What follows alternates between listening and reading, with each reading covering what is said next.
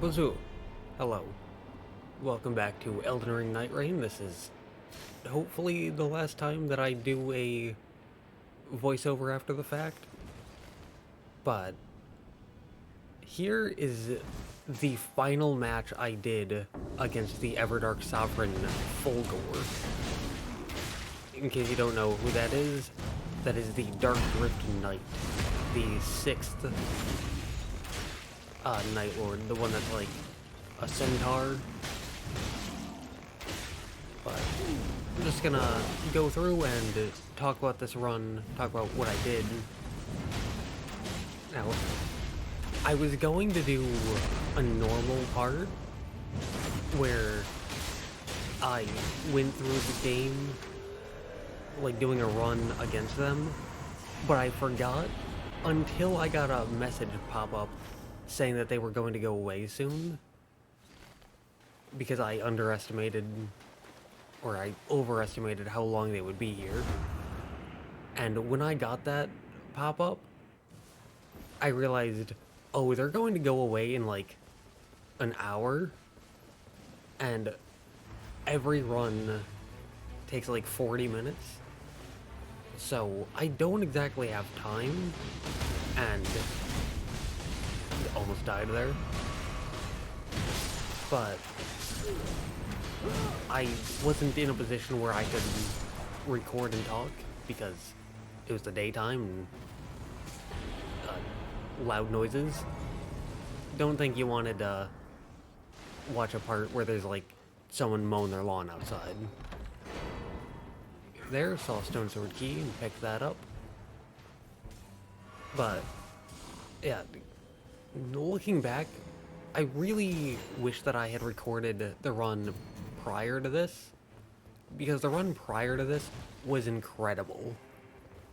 We got to level 15 like halfway through day 2, but that run is when I got the message pop up saying that they were going away very soon, and so I just hadn't thought of it. But this run, I think it worked decently well. Maybe a bit of weirdness, but that's okay. Anyways, now with all of that preamble out of the way, we can actually get to me talking about the run. So here, doing an Everjail, and I had decided to swap up. Here, I couldn't lock onto the enemy, and it took me a second to realize they had been bewitching branched, meaning that we wouldn't have to worry about them for a minute, which was nice. But the reason why we're going after Everjails is because I swapped up my relics, and so I have 2 that have me like gain power for every single Everjail boss defeated, and one of them also gives me a stone sword key, which is nice. I don't remember if I showed it, like showed off what relics I had, but those are 2 of my relics. And then the third one is just a skill cooldown time, because marking is very powerful. But also started with a stone sword key, which allowed me to automatically pick up the first one. Here I showed it, so you can see what I've got. There's also rune acquisition. Oh no, it was a rune acquisition, not character skill cooldown time. Character skill cooldown time is what I had before. Little memory mistake on my part. But here, I went, okay, we can do that next, because it's right at the edge of the circle, meaning we have time to do it, but we're gonna have to keep that in mind. But I didn't want to mark it right away, because then they might go for it instead of going for this. So I clicked that, then marked it. So we would have a boss to fight and a next destination to go to. And here, teammate went down. I was a little surprised by that, but he was taking aggro a lot. He was trading blows, and it's a Crucible Knight, so yeah, there you can see. Everdark Sovereign Darkdrift Knight encounter will be available until June whatever. So, yeah, that was a very easy choice between slower flask, which I believe is actually a bad thing, because if I'm healing with flask, I want the heal to be instant. I believe it gives you more health overall, but that's what warming stones are for. They're got a pin for a thing, but it's not something that I use. I don't really go for critical hits, so I figured to just ignore it. And here, we took not really a long way around, but there was a boss and we decided to give them a good bit of distance because we did not want to fight them. There, they opened that up, which I have, at the time of this voiceover recording, I found 2 different ways to open those. I'm not really someone who looks things up. I try to find things on my own as much as possible, and so a lot of my knowledge, in fact, the vast majority of the knowledge that I have, comes from my personal experience instead of just looking things up.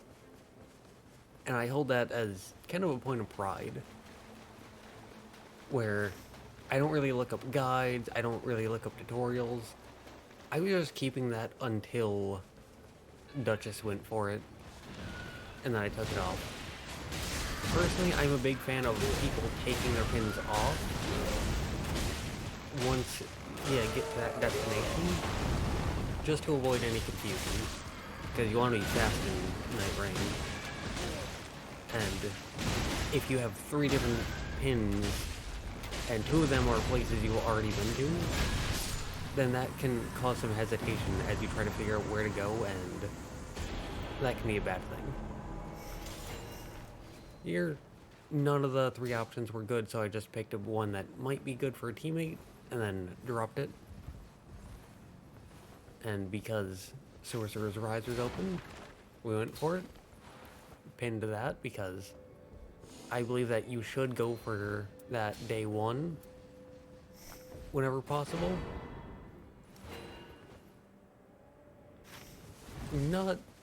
It's not the first thing you should go for, but the main castle is really good once you hit like level 5. And there, I saw that and I thought it was a good idea, but I figured main castle is better. So we're going for that. Especially since I had already pinned the main castle, meaning it had 2 pins, whereas the tunnel only had 1. And like I said, you just really don't want to cause confusion. You really don't want to cause hesitation. You want to be fast, you want to be efficient. And the castle's definitely efficient. As long as you hit at least level 5, and the people know how to fight and move through the castle, it's a very, very good. There, drop that, because I don't have fire damage. And so it's useless to me, but one of the teams might want it. And here, yeah, we know how to, like, me and these 2 randoms, because I play with randoms. Very good. And we all know how to deal with the combat, so we had that. There, I dropped the pulley bow for one of the teammates. I didn't realize that it gave more range as a secondary effect. And I just noticed that now. Whoops. But still.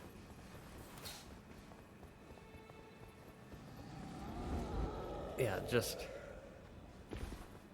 When I'm playing Duchess, personally, I really like to get the pulley bow, because Duchess is the dagger character, and daggers have basically no range, whereas the pulley bow does have range. So, as Duchess, I really appreciate getting the pulley bow, which is why I dropped it for her. Though, looking back, it would have been better for me to keep it. Partially because of the extra range, mostly because they didn't pick it up. Pretty sure. Their improved rot resistance.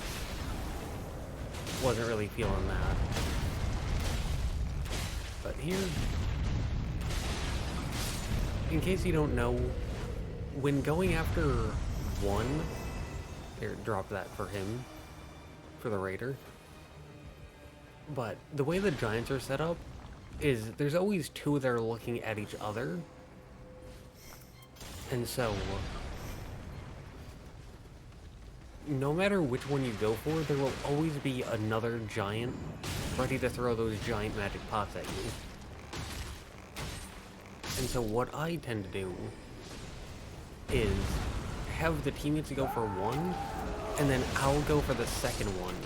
So that way, instead of throwing magic pots, they end up mealing me.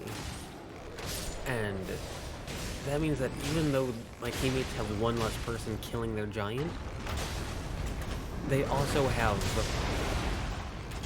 a teammate killing a different giant, and they don't have to worry about the giant magic pots. Which is just a far better experience, in my opinion, and why I don't really mind the trolls. Despite them being the worst of the three, because with this main castle, you can either get Banished Knights, Crucible Knights, or the Trolls.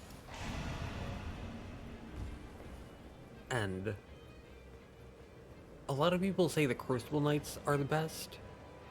Personally, I prefer the Banished Knights. I had a hiccup there, I don't know why, but it immediately went away. Anyways, personally, I prefer the Banished Knights over the Crucible Knights. But I can definitely agree that the Trolls are the worst of the three. But based on the strategy that I use, they're really not that bad.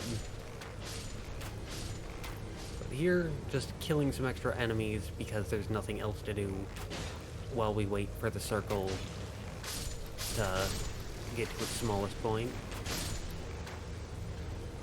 And when I first got into this game, I did that throughout just the entire run, and then I moved over to only day one, and now I only do it when there's nothing else to do as the circle closes in.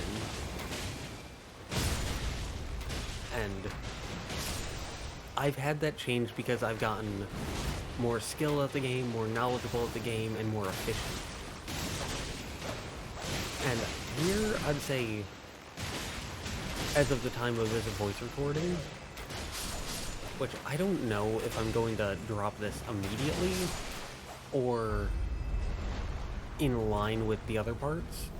I don't know yet, but just in case I drop it immediately,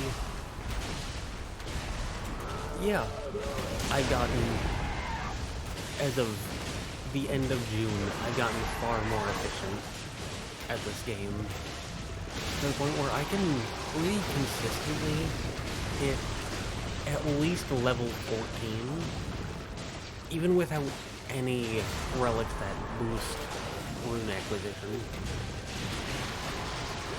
Even when playing with, even when playing on this character, where I exclusively play with randoms instead of a coordinated team, I can still usually hit at least level 13. And it's still somewhat common for me to hit level 14 or 15.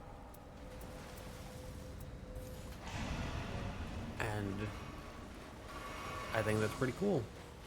Here, I saw a great sword and I went, that is completely useless for my build. But a teammate dropped it. Decided to ping that because it's a church. But yeah, teammate dropped it, meaning they didn't want it. At least not anymore. And I love greatswords. I believe they are the best weapon class. So, even though it's the bastard sword and not the claymore, or one of the other greatswords that I really, really like, it's still a greatsword, and so I'll still pick it up. Because it can be used as my emotional support weapon. To hear drop down almost went off the cliff. Thankfully, I was able to course correct on that. Here, alternating tree spirit. Very fast. They move around a lot. And there I got a ping that really caught my attention. Dropped that, went for the gold scarab, which gets you more runes. And I only picked it up because I'm greedy, but also because the Duchess pinned it instead of picking it up herself. So, here, I did not know the teammate was going to go down. The timing on that was pure luck. I'm good, I'm not that good. I am not predicting when my teammates are going to go down before they go down. Levels of good. I am simply survive for the most part good. And put in some decent damage. Especially for Iron Eye, who isn't really a damage character to begin with. He's more of a support character. There, nothing was really good, so I picked up the Ice Wren hatchet and I figured I can drop it to a teammate at some point. There, I figured the two things I have are better, so we can go for this. And I was wondering if the teammate would continue on or drop here, and I thought, I'm gonna go with whatever my teammate goes for. As much as I love churches, if he continues flying, so will I. But thankfully they dropped, meaning we could get another heal. And here, saw a warming stone, picked those up because I do love having extra heals. And then here we can move on. And I saw that they pinged that location. And I mean, we live in a democracy here in Elden Ring Nightreign. So, the main castle got 1 vote. This Elder Lion got 2 votes. And so the Elder Lion it is. That's how we operate. And they went down very easily. I saw physical attack up plus 6%. Thought, yes, please. And then, yeah. Kind of a whoopsie on that one. Kind of an oversight on my end at the time. There, I was checking something off screen, which is why I got hit. But, in case you don't know, the thing that got pinned was a merchant village. And merchant villages are very, very good. Because you can get a guaranteed Dragon Crest Shield Talisman and a guaranteed Erdtree's Favor. In case you don't know, Dragon Crest Shield Talismans give you more defense, like physical defense, and Erdtree's Favor gets you more health and stamina. But they cost money. And so, me immediately leveling up with the Elder Lion was an oversight, which is why I went for the fort instead of here.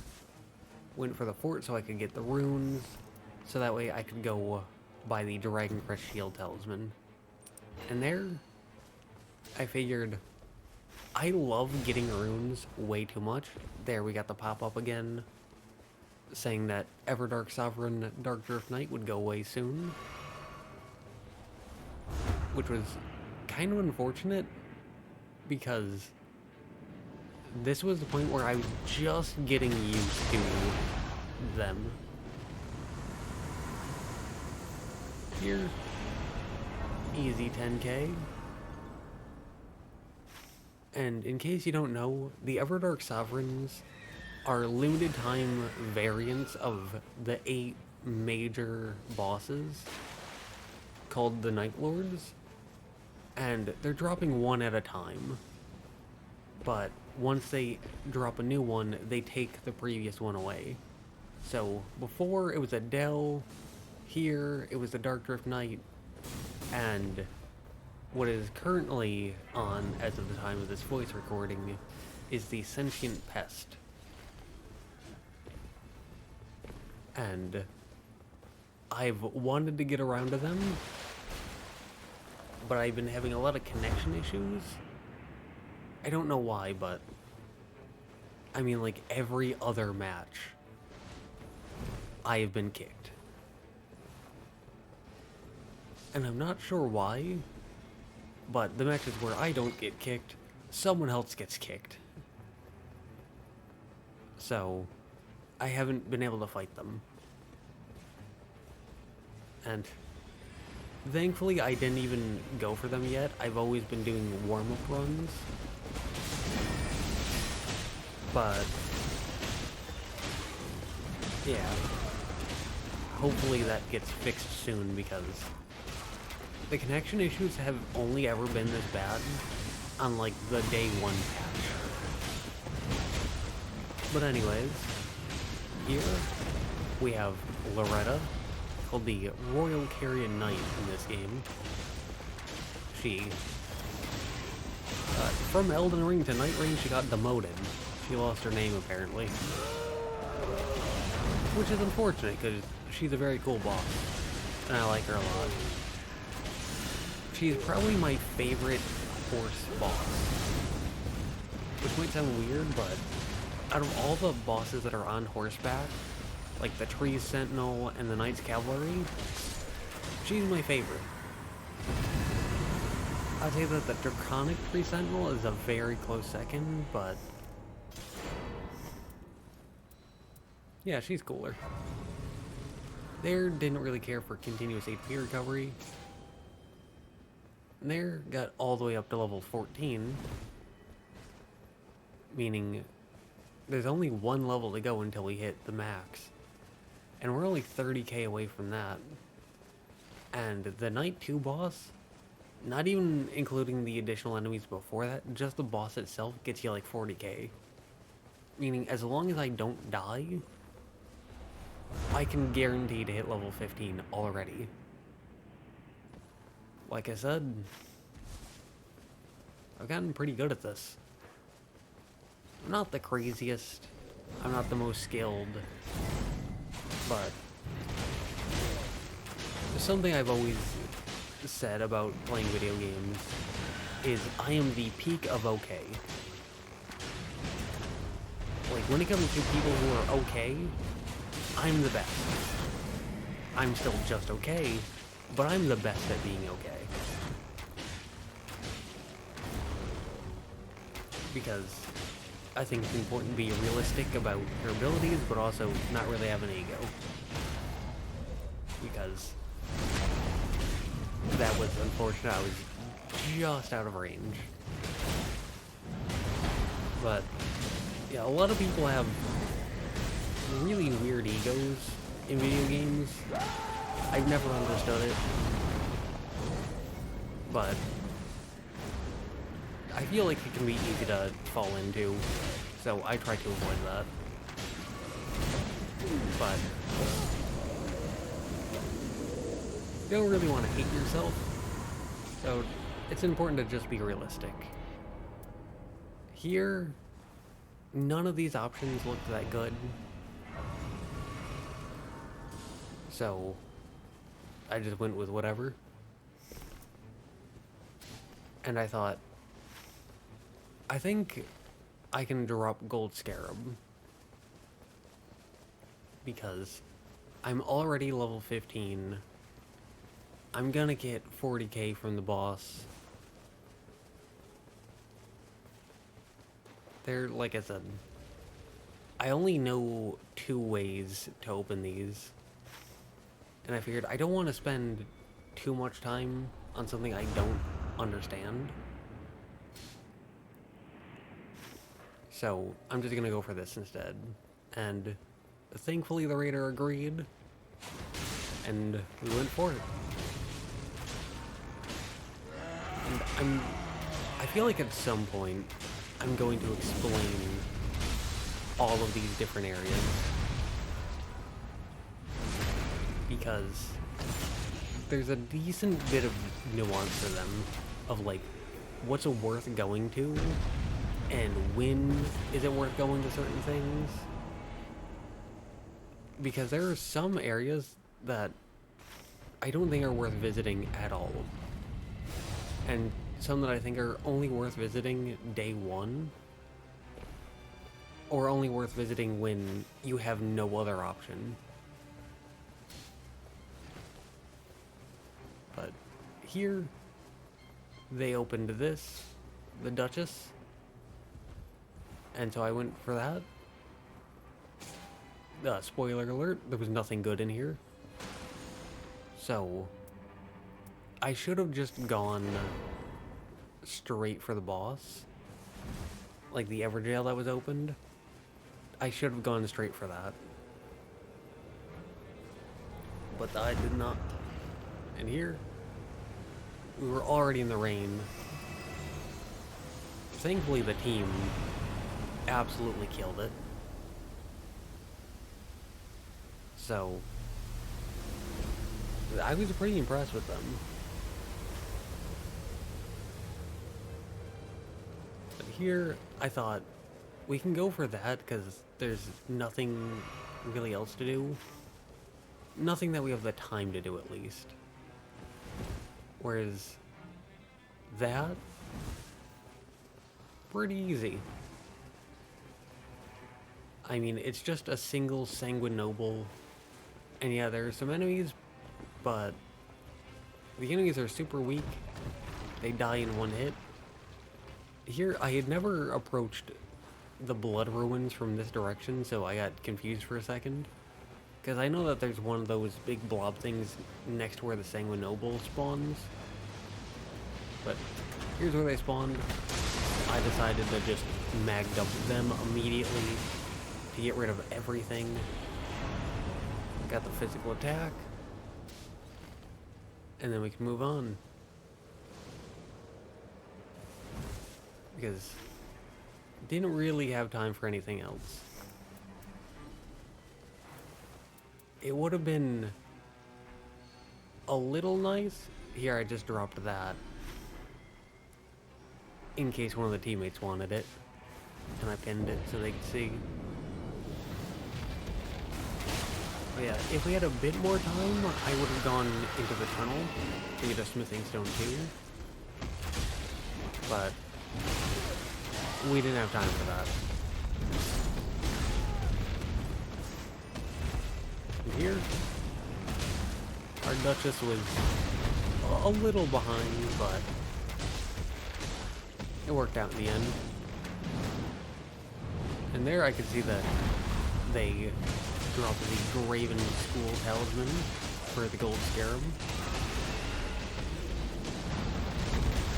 And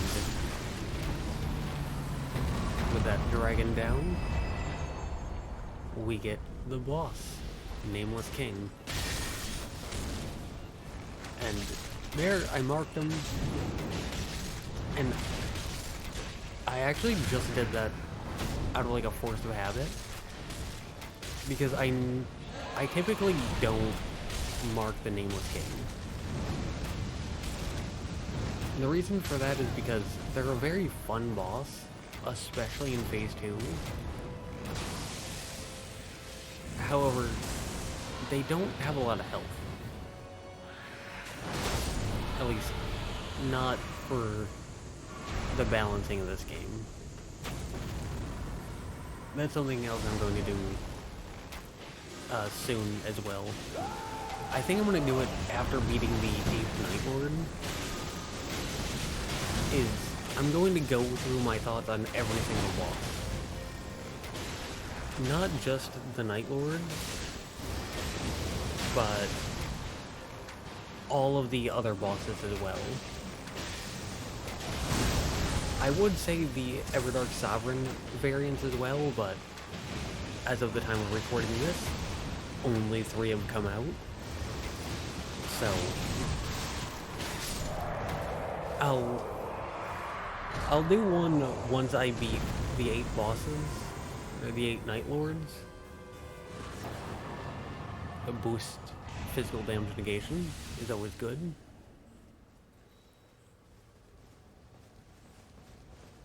But here, I was gonna go into this, but Harold was kind of hanging around, and I thought, I don't want to go in there, have Harold run out into the rain, and then die. That'd be super unfortunate, so I'm going to stay here until they come back into safety. But yeah, purple Everdark Sovereign, Darkdrift Knight, and as I was saying, I think that I'm going to give my thoughts and opinions on all the bosses after beating the final Nightlord. I'll look up what all the bosses are to make sure that I've actually fought all of them, and I'll like put them in a list and go down one by one, giving my thoughts on them. And then I'll do it again once all the Everdark Sovereign variants come out, and I'll give my opinion on specifically the Nightlords and the Everdark Sovereign variants. Because I do have quite a bit to say. But for now, I'll just say I love the Nameless King. I don't care that he's reused. I'm not someone who feels nostalgia. I'm not someone who's blinded by it. So that's not really an issue for me one way or another. I just care about, does it make sense, and is it fun? And I'm not really sure about the lore of Nightreign, but I think it probably makes sense with like the bleeding of worlds, so it probably makes sense. And then the is it fun side, the Nameless King is definitely very fun. The only quote-unquote complaint I have about the Nameless King is that he just dies too fast in this game. Probably because there are 3 players. And so I just wish he had more health. That had me a little worried. And I thought that he was lagging, but then this happened, and I realized, oh, the lag is probably on my side. That's unfortunate. Hopefully it isn't too bad, though.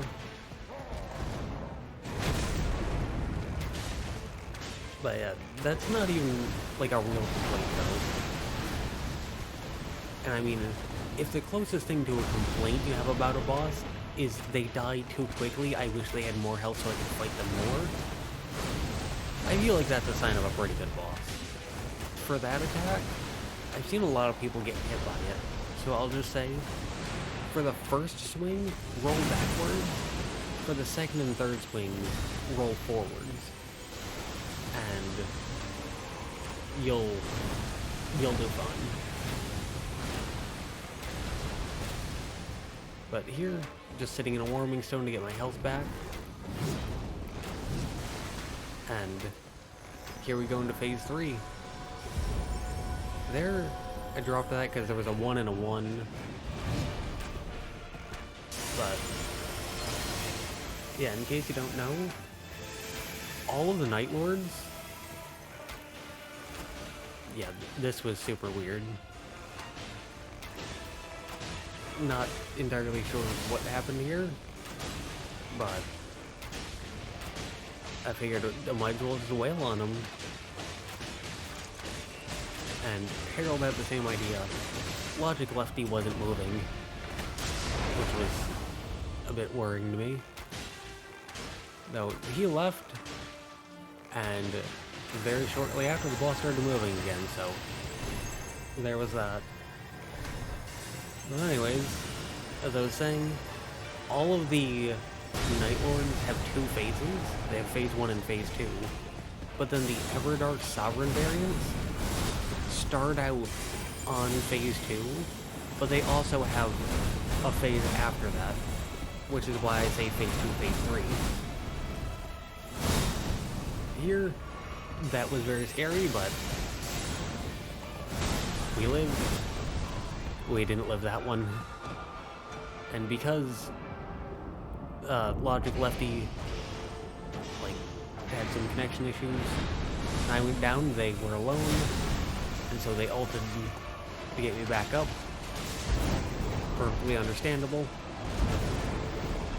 There, you just have to know the timing. And here, Logic Lefty came back, insta died. Not entirely sure what that was about, but the boss died. Congratulations to us. W team. He was with us all along, so I'm glad that he came back in time to get the reward. Yeah, that's what I meant at the beginning when I said that some funky things happened. So, a little weird, but it still worked out well. It was a good game. And, hey, you can at least say that it was funny. But, yeah, that was my final fight against the Everdark Sovereign Darkdrift Knight. Hope you enjoyed, and, yeah.